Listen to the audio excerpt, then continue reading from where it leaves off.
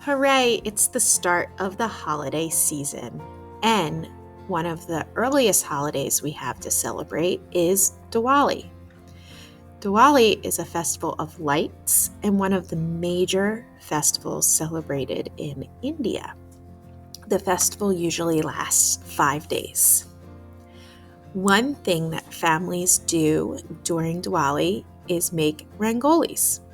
Rangolis are decorations often drawn on the ground or on the sidewalk in front of their homes.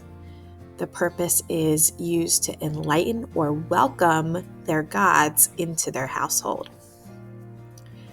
Rangoli designs are really beautiful and symmetrical, often using a type of symmetrical called mirror symmetry or rotating symmetry.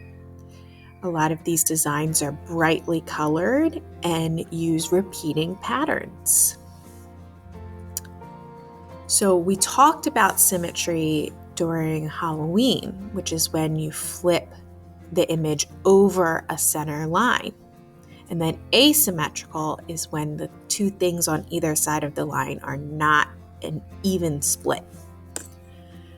Today we're going to add a little bit more complexity and add either a reflection of symmetry, which is what we've done before, and/or of rotating symmetry, which is when it rotates around the center circle. So, looking at these patterns, we see that there are lines that go down through the center and it can flip over the symmetrical axis line, or there can be lines going diagonal. It can also flip over that line. There's many lines that it can be flipped over. So we're going to use that to help us create these circular decorative patterns. So we're going to create a piece of paper and we're going to divide it into sections and then draw our designs repeated in each section. Watch me do it. Today, to make my rangoli or mandala design, I will need paper, markers, scissors, and a pencil. First, I need to make my paper square. This is how I like to do it. This is helpful for origami too. Take the corner and slide it over to the opposite side of the paper so that the two edges line up and the corner meets. Then carefully fold down that triangular edge.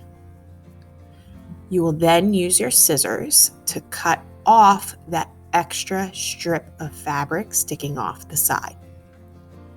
This perfect right triangle will make my paper into a perfect square, which is what I need to help me make my rangoli or mandala design.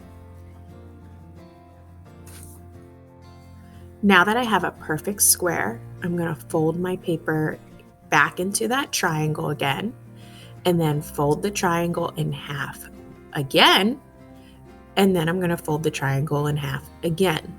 Ultimately, I'm folding my paper 3 times.